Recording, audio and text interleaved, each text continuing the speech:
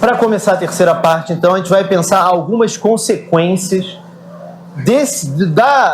da proposta desse movimento que eu mostrei para vocês e do que está presente nesse projeto de lei, em algo que eu venho chamando de uma verdadeira campanha de ódio aos professores.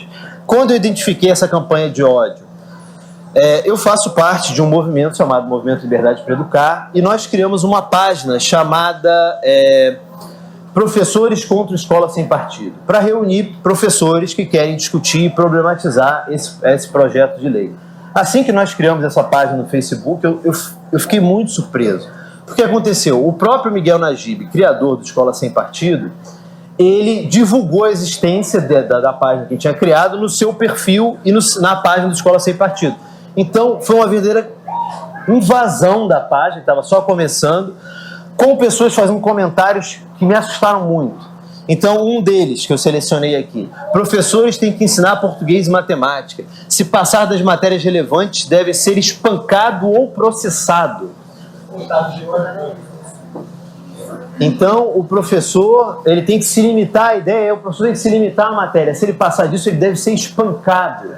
Então, isso me assustou muito e foi por isso que eu comecei a investigar. Eu acho que a própria concepção do movimento e do projeto já explica um pouco isso. Mas então eu fui buscar, procurando nas páginas, tanto no perfil público do criador, do Miguel Najib no Facebook, quanto a página do Escola Sem Partido, a página da organização no Facebook, grupos que defendem. Eu fui pesquisar e eu achei uma série de imagens. E eu vou analisar um pouco essas imagens que, para mim, demonstram uma verdadeira campanha de ódio aos professores. Então, são imagens que atacam referenciais importantes para o campo educacional e para o campo das ciências humanas em geral, atacam a imagem da escola e da universidade e atacam a figura do professor.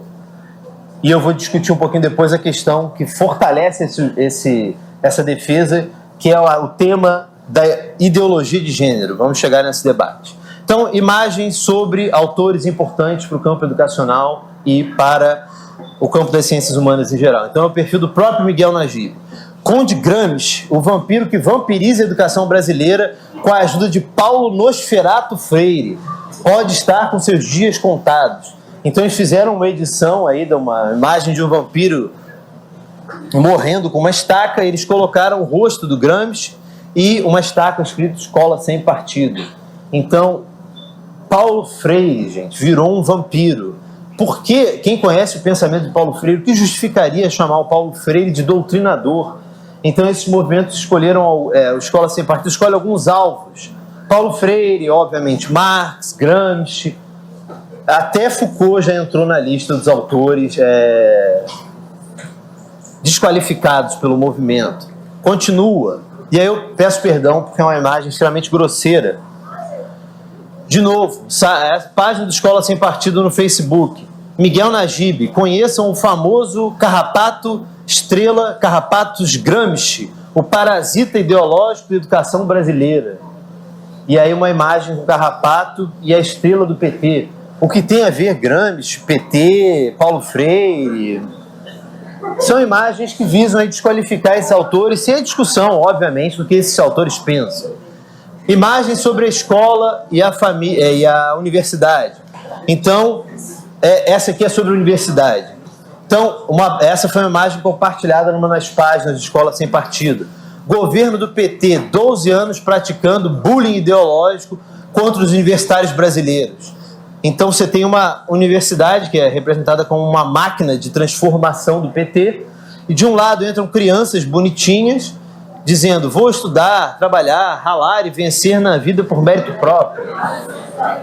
Olha, gente, eu reconheço que no primeiro momento isso pode parecer engraçado, mas vocês vão ver que o tom aqui é muito sério. Isso aqui não tem graça nenhuma. Então tem uma defesa aí velada da meritocracia, né? Porque os alunos entrariam na universidade querendo vencer por mérito próprio e sairiam do outro lado transformados em pequenos monstros, todos com a camisa do Che Guevara. E aí eles falam: quero minha bolsa militante, quero minha cota, é culpa da elite branca retrógrada, fora da meritocracia. E aí tem um combate velado, então, às políticas de ação afirmativa. Esses alunos sairiam. E também outras políticas de assistência, né? Eles saíam querendo bolsas, cotas, como se eles não pudessem mais vencer por mérito próprio, né? Então essa é uma representação da universidade. Agora eu vou mostrar para vocês uma representação da escola.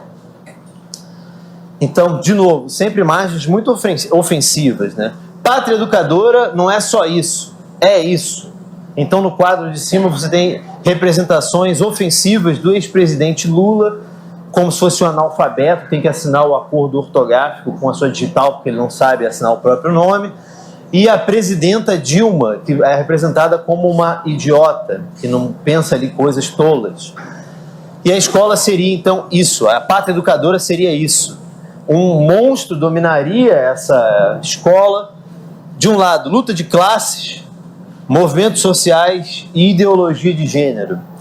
Então esse monstro dominaria a escola. E aí tem placas proibindo a entrada da cruz, da estrela de Davi, símbolos religiosos, e do coração e do cérebro, como se os alunos fossem se tornar, então, não sei, militantes descerebrados e sem sentimentos, não sei.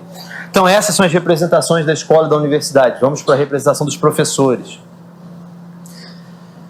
Essa aqui, então, e aí a gente anota um padrão que vai se repetir em outras imagens.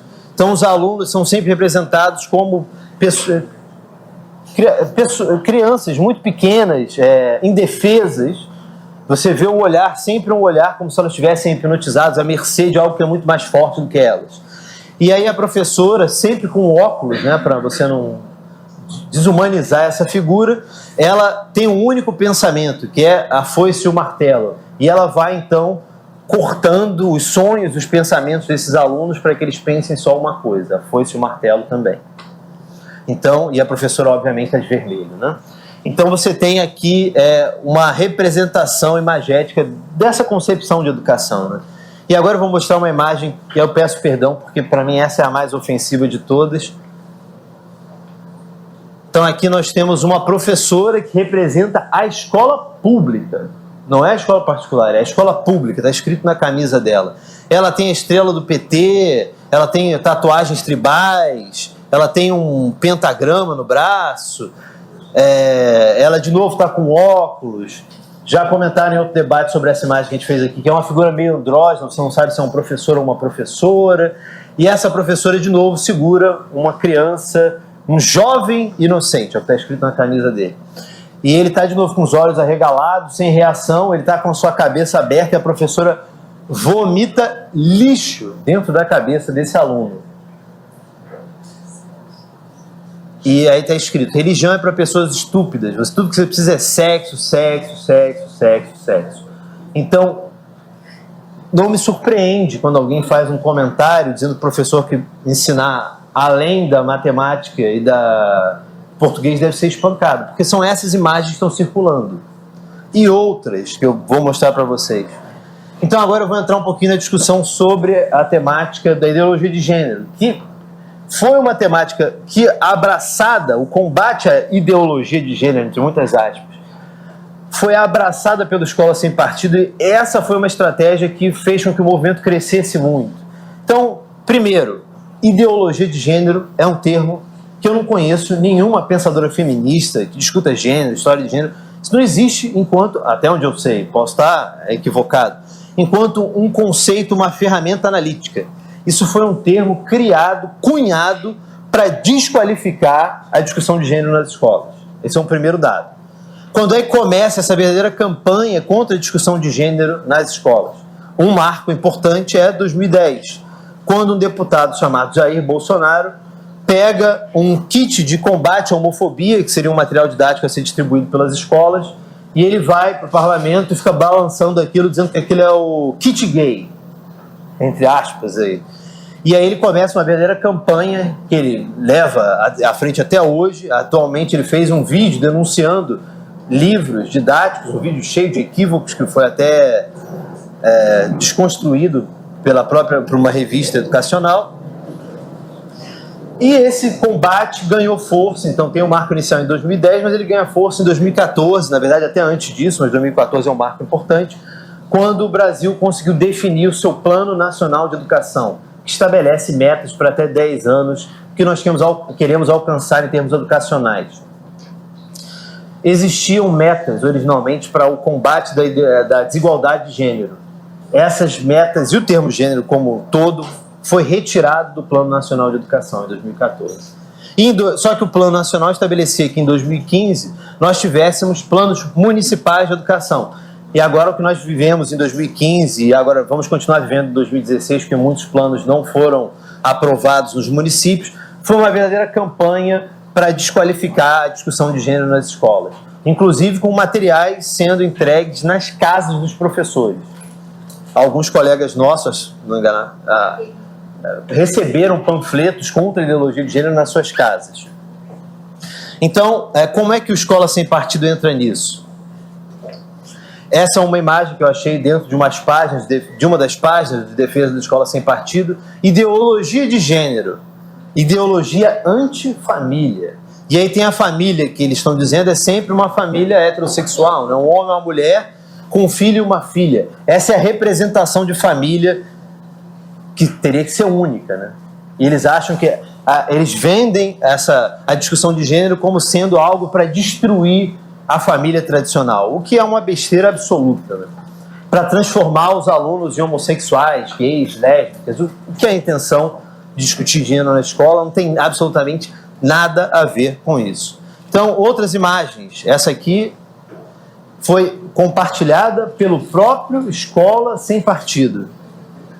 Goela abaixo. E aí tem um professor de vermelho, com a estrela, deve ser do PT, e aí ele tá barbudo, e ele tá enfiando goela abaixo, literalmente, de novo, o aluno com os olhos arregalados, como se não pudesse reagir, indefeso, e ele tá recebendo ali uma cartilha com um arco-íris, e aí ele, obviamente, parece estar sendo agredido, ele não queria. Então, como se os professores estivessem enfiando goela abaixo dos alunos uma cartilha com as cores do arco-íris. De novo, a discussão de gênero não tem nada a ver com isso, é uma desqualificação, e essa desqualificação ela já está repercutindo. Olhem essa imagem, foi postada como comentário para aquela outra imagem na página do Escola Sem Partido, no Facebook, e que permanece lá. Os moderadores da página não acharam de bom tom retirar essa imagem. Então, ensine ideologia de gênero para minha filha, que você não vai para a cadeia. Eu vou para a cadeia. Então, para mim, isso aqui é uma ameaça explícita de morte. Então, os professores eles estão sendo intimidados, muitos professores já estão deixando de discutir certas temáticas por medo de retaliação, medo de perseguição. Então, essa aí é uma imagem recente, acho que, se não me engano, ela é de 2016. E o MEC, vendo essa movimentação, lançou um cartaz. Professor, professora, ninguém pode lhe impedir de discutir gênero, sexualidade na escola. Se você for intimidado, intimidada, denuncie. E aí o telefone da Central de Atendimento do MEC e o e-mail da SECAD. Qual foi a resposta da Escola Sem Partido desse cartaz? Compartilhou o cartaz, o próprio Miguel Najib, o criador do movimento, e aí ele fala o quê? Acusaram o golpe e resolveram blefar. Não consegui verificar a autenticidade desse cartaz. Em todo caso, afirmo, professor que pagar para ver vai quebrar a cara. Então, isso compartilhado pelo próprio criador do Escola Sem Partido, que deu origem a projetos de lei que estão sendo aprovados por unanimidade em casas legislativas estaduais, como foi em Alagoas. Aprovado por unanimidade. Um projeto criado por um indivíduo que escreve isso nas redes sociais. É extremamente grave. E ele escreve um texto, acho que a ideia dele é que os professores parem de discutir isso por medo. Então ele escreveu um texto publicado na Gazeta do Povo, chamado A Ideologia de Gênero no Banco dos Réus. Eu vou ler só o finalzinho. Ser réu numa única ação judicial já é motivo de dor de cabeça. Imagine figurar como réu de dezenas de processos ajuizados por dezenas de pais de alunos. O professor é pessoalmente responsável pelos danos que causar no exercício das suas funções. Por isso, é melhor ficar esperto e pensar 2 vezes antes de seguir as recomendações do MEC. Na dúvida, vale consultar um advogado. Percebem?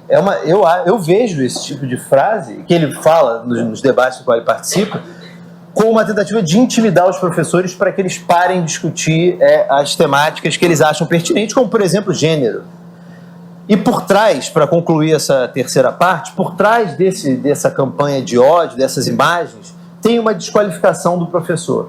O professor nunca é visto como alguém que tem uma competência profissional para fazer as intervenções pedagógicas que ele julgar necessário na escola. Então, por exemplo, eu sou um professor, eu vejo um aluno sendo machista, sendo homofóbico, eu não posso discutir, segundo eles, não, você tem que só dizer que aquilo ali não é bom para a convivência. Então eu, como professor e educador, eu não posso conversar com eles sobre a história das relações de gênero, como isso se construiu ao longo da história, eu sou professor de história. Então, são proibições totalmente absurdas. Então eu fecho essa parte com uma última imagem, uma imagem que a princípio parece algo inofensivo, bobinho, né? Volta às aulas com escola sem partido. Aí, uma imagem meio fofinha, né? Ajude o professor de seu filho a conhecer e respeitar os limites da liberdade de ensinar. Então você acha que é estimulando o debate na escola, vai para a escola, debata as ideias? Não. É um modelo de notificação extrajudicial a professores, para que os pais, então, comecem a entrar com esses processos contra os professores.